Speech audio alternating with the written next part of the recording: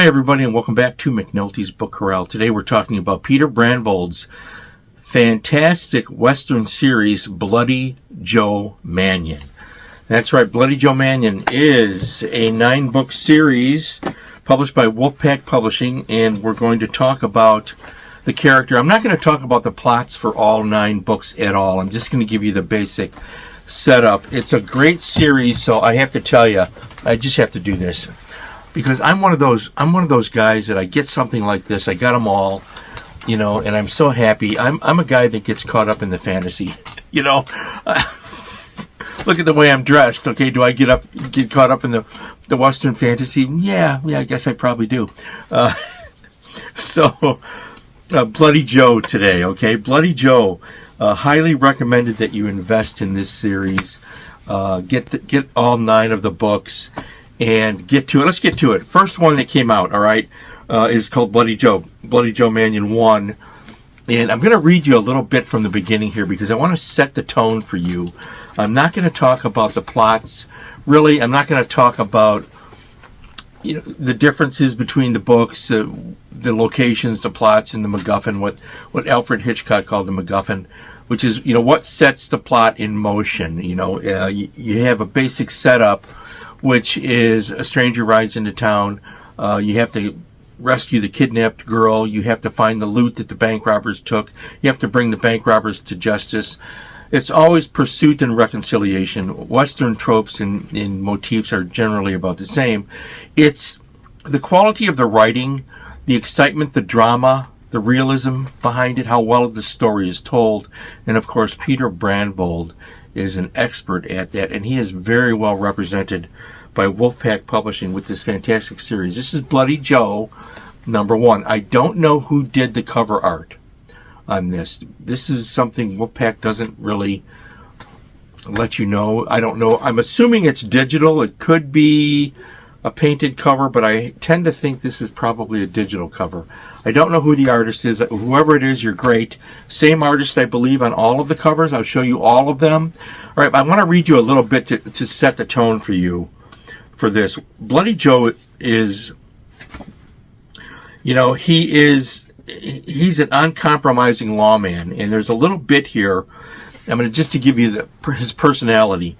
Bloody Joe Manion, he hated bushwhackers as much as backshooters, card sharps, sky pilots, harpy women, and snake oil drummers. Peter Brandvold is a very descriptive writer.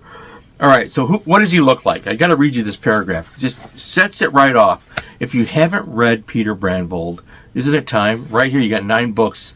Invest in these because you're going to keep them and read them over again. They're great. All right, so Joe Manion was a big, broad-shouldered, sun-seared man who emoted great strength and toughness and a fair amount of wildness.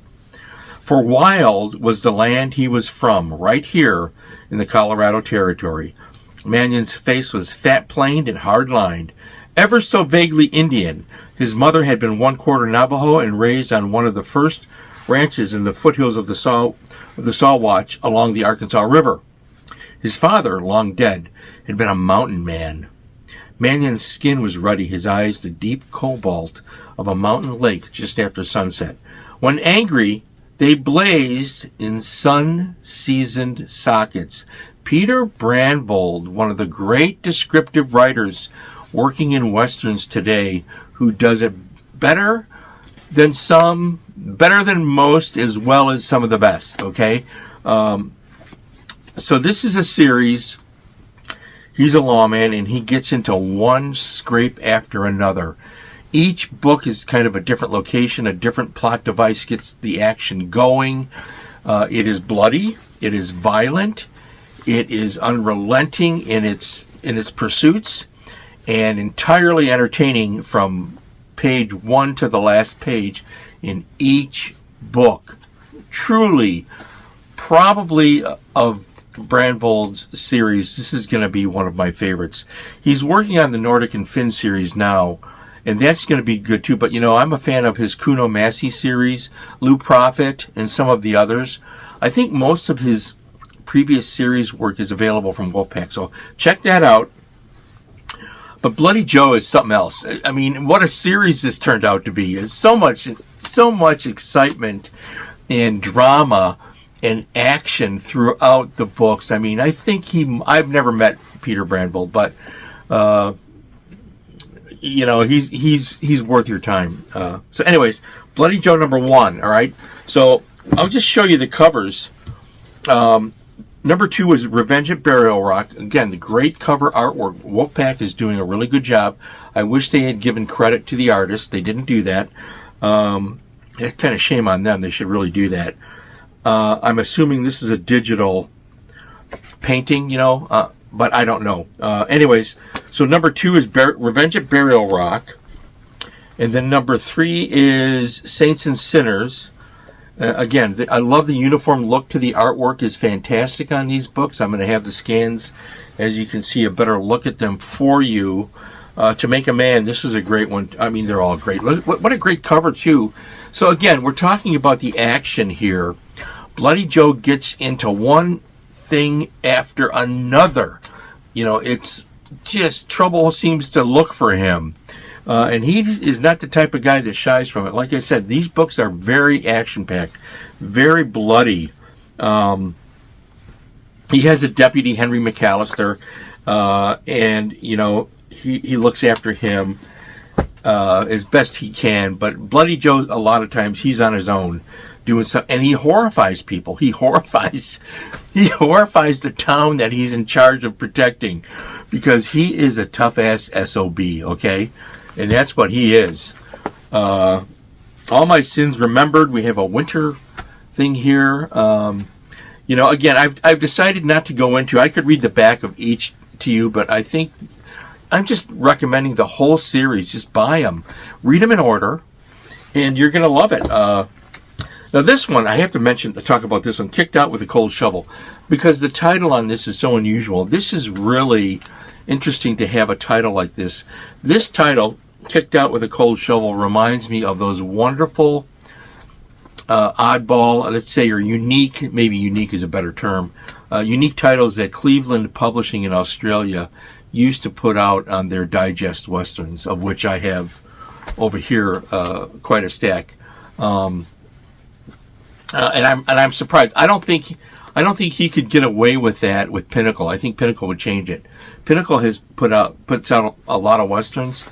Kensington, Pinnacle, you know, and not all of the titles that they choose for their books are very good. The books are good, but sometimes they come up with real clunker titles. But Kicked Out with a Cold Shovel is a unique title, and it's perfect for this series. You know, it's just great. Bloody Joe goes from one adventure to the next, and it's tough, guys. It's very tough. Just fun stuff. Drawn and Quartered is number 7. All right. So, yeah, Kicked Out with a Cold Shovel is 6. Drawn and Quartered is 7. This one has a traditional title. Looks like the same artist. You know, I'm guessing did this, whoever that is. Then we have Battle Mountain, which, again, you know, I'm just looking at the back here. This is where he transports the notorious prisoner Buzzard Lee through the rugged mountains of New Mexico. Well, you know that's not going to go well. And there's a nice lass involved in this. Okay, so the last one. So then we get to the end of the series, right? So this is a really Bloody Joe is a bloody series. Well worth your time. I'm sorry I repeat myself, because I'm excited about this series, because, you know, I really am one of those readers that I'm not reading this stuff with necessarily a critical eye. I'm waiting to be entertained. I want to be entertained, and the Bloody Joe series really entertained the hell out of me, okay? Really fantastic, and I think you would do well to get all 9 books.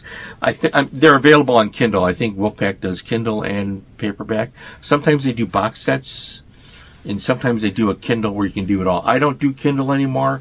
I have a Kindle. It's over there in the nook, and it is dead as a doornail because I haven't charged it in years. The last one was called Bloody Joe's Last Dance. Now, what I don't do spoilers, and I'm not talking about the plot, but this is the conclusion to the series, and it's appropriate. And I don't think you're going to be surprised at all. I think that you'll be satisfied and entertained by this final in the series. And that's all I really need to say about it, because it's done, and what a book. I love the cover on this one too. So study the scan, and you get a look at his face with the Gatling gun. I mean, whoever this artist is caught the essence of the character so beautifully. Anyways, I would love to know who did this. But anyways, great series. And since it's June, and we're talking about Westerns in June, this is one of the trends that I really like, because obviously, I've covered a lot of Westerns on my channel. I cover Westerns throughout the year. At some level, I get to Westerns throughout a 12-month period. I'm always reading Westerns, by the way. I read Westerns every month. Usually it's the whatever Pinnacle puts out, and anything that Charlie Steele or Peter Brandvold puts out. If there's something new, I'll read it. Or if James Reasoner puts something out under his name, I'll try and get that. And one or two others. I don't normally do episodes on Westerns related to living authors, other than the gentleman who I just mentioned. I just don't do that. I obviously, I'm in a different corner, by the way. I'm sure you figured it out. I'm actually at my desk today, and I did that intentionally because I thought people must get tired of looking at the same old backgrounds. And since I have multiple places to choose from, I switched it up a little bit and put myself over here. I know that people, by the way, do screen grabs and are looking at the books behind me because they've told me they do that. I will get to a library tour at some point in the future. But in the meantime, you have Bloody Joe by Peter Brandvold to track down in the merry month of June. And I am done for this rant. And thank you so much for checking in. Please stay well, stay happy. Feed your beautiful minds. Read a book and see if you can get your hands on the entire Bloody Joe Mannion series.